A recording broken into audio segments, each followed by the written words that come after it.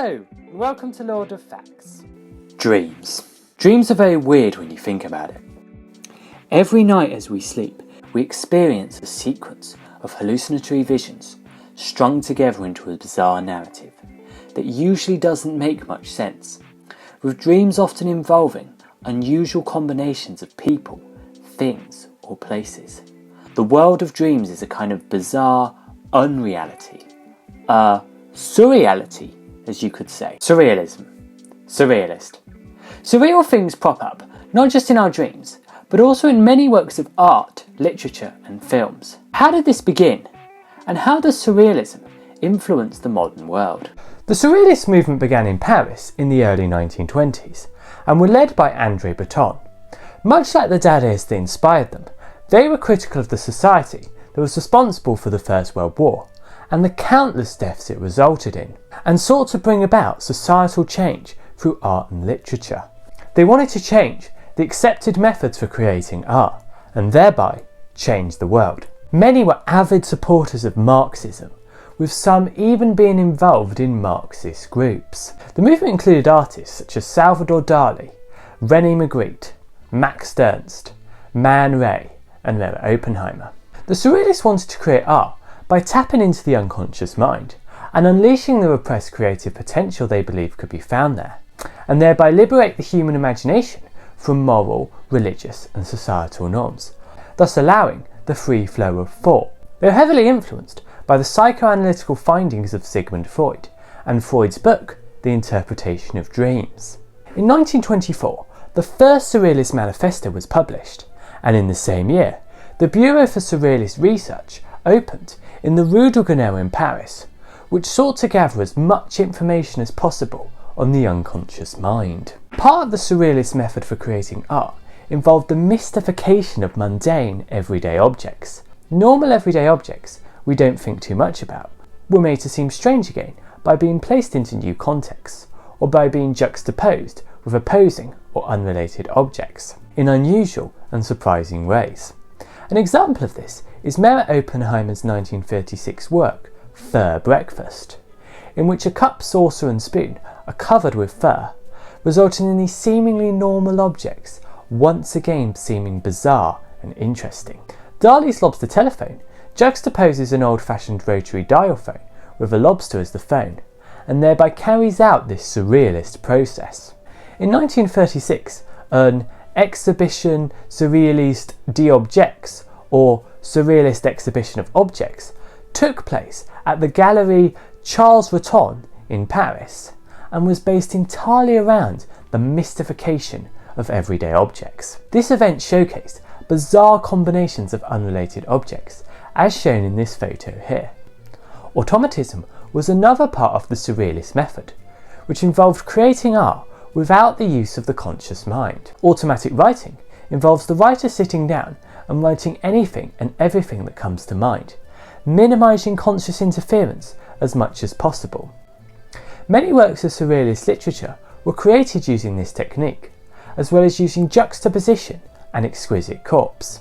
The game where a piece of paper is folded up into thirds and 3 different people draw on each section, without knowing what the other 2 people have drawn, only with words instead of images. This usually results in weird drawings or nonsensical lines of text that don't make much sense. Surrealist movies were also made, such as the film Un Chien Andalou, created by Salvador Dali and Louis Buñuel, that features a razor slicing through an eyeball. The film is a collection of weird, disturbing images that dissolve into the next image with some vague semblance of a plot. In the early years, Breton ruled the movement with an iron fist, frequently excommunicating members who refused to commit to his political and aesthetic beliefs. These splintered members went on to found other artistic groups. In Breton's second manifesto, that he wrote in 1929, he criticised many members of the movement and rejected many poets and authors who had previously been admired by the Surrealists. This time, Breton went through a system of purging many members from the movement.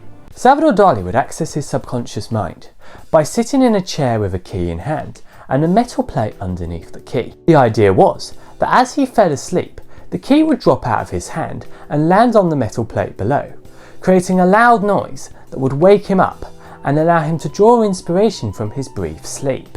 Another method Dali invented and used to create his art was the paranoid critical method, which involves invoking a paranoid state of being afraid of oneself being controlled or manipulated by outside forces, resulting in the deconstruction of the concept of identity. An aspect of paranoia he was especially interested in was the brain's ability to create links between things that aren't rationally linked in any way. Much like his paintings, Dali was a rather eccentric man, to say the least, carrying out all sorts of bizarre artistic stunts, such as driving a Rolls Royce filled with hundreds of pounds of cauliflower. At the London International Surrealist exhibition in 1936, Dali wore a deep-sea diving suit and held a pool cue in one hand and 2 dogs on leashes in the other. Yoko Ono paid Dali $10,000 for a strand of his moustache.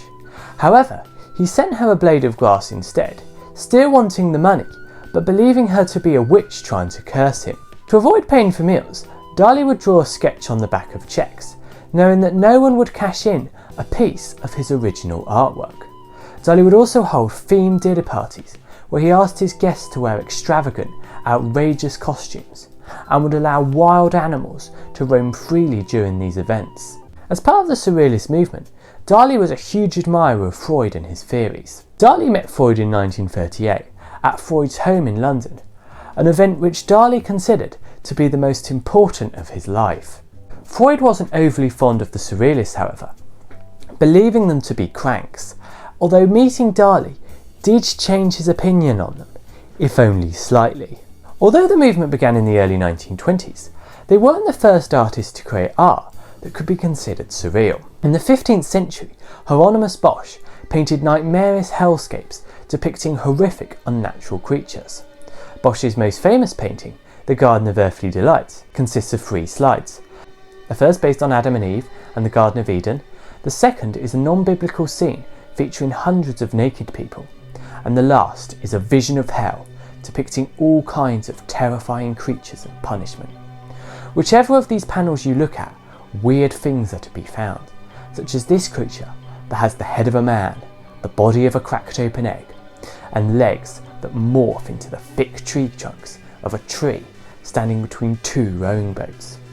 There's also this giant bird creature wearing blue regal clothes, sitting atop a raised throne, consuming humans and then defecating them out into a pit beneath his chair. The paintings are also littered with oversized birds, flowers and butterflies, in addition to these weird flower-human hybrid things. There's even a demonic creature tattooing musical notes onto someone's bum, which people have made into actual music that you can go and listen to. Some believe Bosch may have suffered from St. Anthony's fire, a disease caused by a fungus found on rye bread, results in the sufferer experiencing intense hallucinations. And others suggest he was inspired by medieval Christian art, which does include the kind of weird, disturbing creatures similar to those Bosch drew. Giuseppe Arcimboldo created artworks of human heads and faces as arrangements of fruit and vegetables, and in this painting titled Water, Arcimboldo paints many sea creatures coming together to create the human form.